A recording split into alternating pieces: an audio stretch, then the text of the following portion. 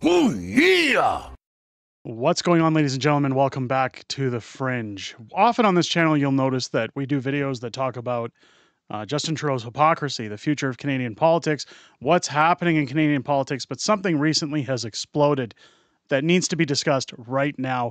If you've ever watched one of my videos on this channel, it's very important that you watch this one fully to the end. If you have the time, please leave a thumbs up and a comment down below. It is going to help push this video beyond YouTube's algorithm and its censors. What we have to discuss today is an attack on your choice, your right to any form of freedom, and the future of how you get your information in this country. At least that's what I believe as we move forward with this very critical point of subject in Canada, as well as the United States.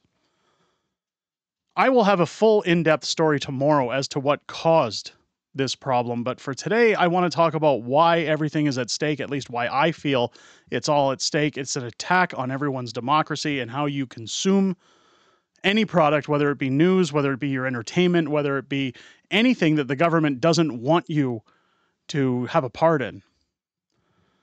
Recently, allegations have come out against companies like Tenet Media and Lauren Chen, if you know anything about Lauren Chen as a influencer, as well as Lauren Southern, stating that Tenet Media had taken millions upon millions of dollars from Russian special interest groups, I guess you could say, to push conservative messages, to try and essentially remove parties like the Democrats from the United States, to get rid of Justin Trudeau and push far-right extremist values.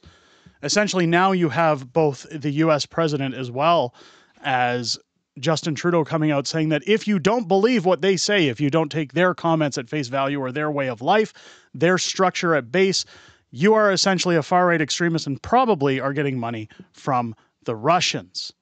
Now, everybody saw this as a nothing burger. Everybody said that this wasn't going to go anywhere, but where it's going now is very dangerous. And what I feel is a catalyst, once again, to prop up censorship, to remove outlets like this one, like any channel you watch that covers politics on the platform. In fact, all of them should be covering this as to how serious this is.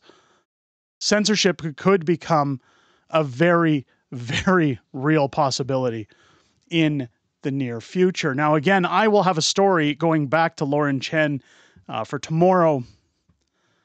But what's happened now as a result is, if you've been following Pierre Poilievre in Canada, if you've been following what Pierre has to say in terms of his message for Canadians, what he wants to do to axe the tax, to essentially make life better for Canadians, spike the hike. I mean, you look at Donald Trump talking about what he's going to do to make America great again, and of no coincidence, there's a U.S. election coming up very quickly, as well as Canada's next federal election, which could be coming at any time, but is still slated for next year at the end of 2025.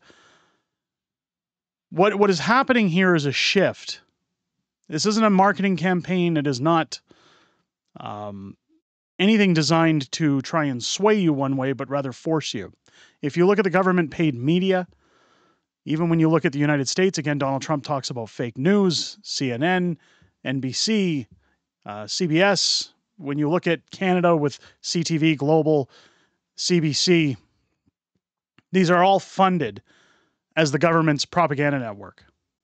What they're trying to do here, what they're essentially trying to do, is nail down key influencers to say that they're colluding with Russians. You remember that with Donald Trump, Russia, Russia, Russia. Well, this is now being brought on to influencers to shut down their free speech. Dave Rubin, of course, coming out saying he had no idea he was taking money from Russians.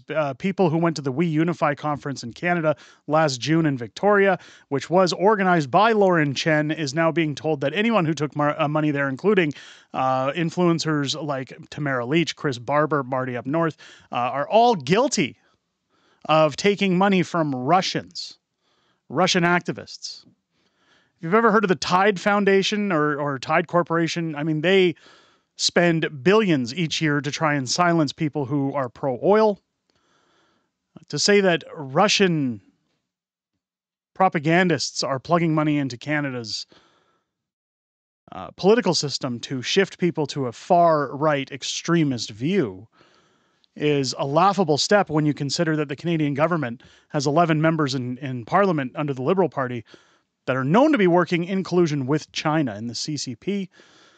They won't be brought out. People won't know the list. People aren't going to know what's going on. But Pierre Poilievre is guilty of taking Russian money. Of course, Pierre Poilievre again having a video where Russian jets appeared in the background. They're now tying it to Pierre, saying that he's part of this. Now, Pierre's remained silent over the weekend, and again, should he make a statement about it, which I'm sure he will, I'll cover that. It's gone so far now. I know this was a long setup, but it's gone so far now that the Government of Canada website is now putting out documents to support their claims. Now, what I want to remind everybody to is this is very similar to the COOF, when the Prime Minister was able to take the majority of this country and flip it on its head and set people against each other. If you go onto any social media platform like Twitter right now, when you look at any talk that's going on about this, there are bots out there, there are real accounts, there are tons of people coming out blaming anybody who views their opinions as right side of the spectrum, that they're in bed with Russia, that Pierre Poilievre's in bed with Russia. It's a huge smear campaign. I'm going to read this statement, and then I'm going to get into what this means for Canada's future and why what you choose is at stake. Statement by the Minister of Public Safety and the Democratic Institutions and Intergovernmental Affairs on U.S. action regarding Russian influence operations. Today, the Honorable, that's questionable, Dominic LeBlanc, Minister of Public Safety, Democratic Institutions, and Intergovernmental Affairs, issued the following statement. I commend the United States for its recent decisive actions against individuals allegedly involved in Russian influence operations aimed at undermining democratic processes. I also condemn the strongest terms the attempts by Russian state-owned media entity RT to spread disinformation. There's their key word again. Influence election outcomes and undermine democracy and rules-based international order and engage in information operations and cyber incidents against Western targets. Again, 11 Liberal members are in bed with the Chinese. And that list will never be revealed. But here they are saying, oh, we condemn all this influence coming from Russia, apparently. Now, again, with Donald Trump, remember that they investigated Donald Trump. There wasn't a penny from Russia. There wasn't any collusion with Russia. But this is what they're doing now. They're digging it all up again. And now it's making traction in Canada. Canada has been working in close cooperation with the United States and other allies on this serious matter. While we are unable to comment on ongoing investigations because, they're probably padding people's pockets, we are united in confronting Russia's aggression and subversion against democratic societies, and we will not hesitate to take actions necessary to hold Russian threat actors to account. Any Canadians who illegally assist in Russia's persistent attempts to use disinformation, criminal and covert activities, and corruption to undermine our sovereignty and democratic processes will face the full force of Canadian law. This is where it gets serious. So people like me, people like Marty up north, Tamara Leach, Chris Barber, if any of them are somehow tied to the accusations going on with Lauren Chen and Lauren Southern, which again, I think are just trumped up, no pun intended. Essentially, we could all be put in jail for putting out this information, for coming onto YouTube and saying, guys, this is serious. I want to remind everybody that even this summer, as I went to put my house on the market, because of my books, because of my presence on YouTube, all of a sudden I'm on a list for possible money laundering when my realtor checks the anti-money laundering database on our home, which of no surprise is a Canadian government-run facility. Tamara Leach and Chris Barber are still in court over allegations of mischief. The entire independent media on what would be considered a conservative spectrum is now being prosecuted by hearsay. I don't see any supporting documents that were in bed with certain people. I'll tell you right now, I will state first and formally on this channel, I do not take money from anybody aside from Google, which is technically YouTube. I am not in anybody's back pocket. I am not on anybody's payroll. I am not on a politician's payroll. I have not been influenced by any outside group to push what I push on this channel. These are my own opinions and sound of mind. What they're actually addressing here is very alarming. They're threatening to put people in jail if they label your words as disinformation. How often has Justin Trudeau said that what anybody on the right says is disinformation? Government of Canada takes the issue of foreign interference seriously. No, they don't, because there's 11 Liberals that are still on a list that we don't know about. In 2022, the Canadian Radio, Television and Telecommunications Commissioner, the CRTC, formally removed RT and RT France from the list of non-Canadian programming services and stations authorized for distribution. We know that the issue requires a whole of government and whole of society approach, and we are committed to standing up to malicious actors, again, talking about social media, who threaten Canada's economic and national security. Canadians can be confident that Canada's law enforcement and security agencies investigate and respond to potential threats. We will always take the necessary action to keep Canadians and those on Canadian soil safe.